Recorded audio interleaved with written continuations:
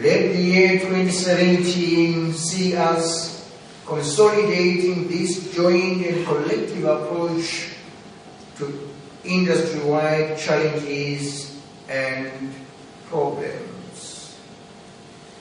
The way we stand a better chance of forcefully making our case to government, to suppliers, to advertisers, and to other macro-environmental players. As an industry, we do have commons, and these can never be addressed individually and forlornly. In the area of editorial performance and ethical standards, real challenges are evident and show signs of persisting in the new year. If truth be said, the industry remains in the throes of an ethical morass, with editorial practices which verge on blatant lapses in the professionalism going uncorrected. That is said, a combination of retraining, rigorous in-house standards, shareholder guidance, and genuine editorial leadership should see us faring a lot better in 2017. We in the ministry believe in self-regulation and peer reviews as preferred modus operandi. But this only works to the extent that practitioners in the industry are ready and prepared to uphold it.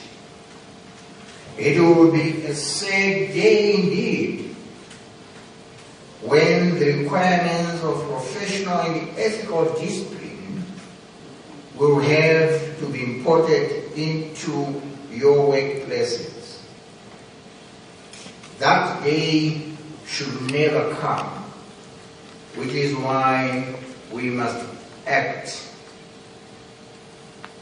consistent with the mode of the craft, which are so clear and so well known, and which find a loud echo in our laws.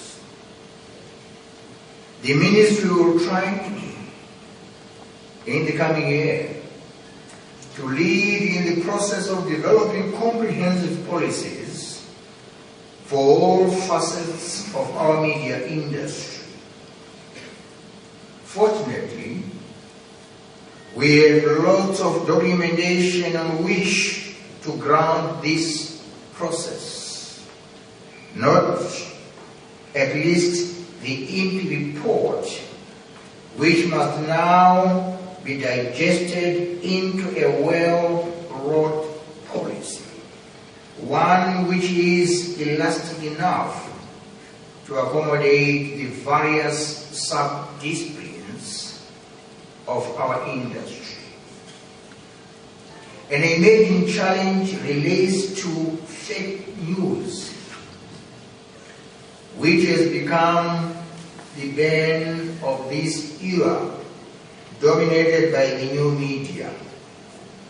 This is fast becoming a global challenge, and Zimbabwe has not been spared, again compounding the ethical question. In the West, it is so bad that there is now talk of a post-fact epoch, an epoch we would rather escape as Zimbabweans. Clearly, what lies beyond sacred facts are obvious lies, which an honorable industry like ours should shine. Regrettably, we do not appear any less susceptible, which is why both the police framework and the professional temperament in the industry must be strong and responsive.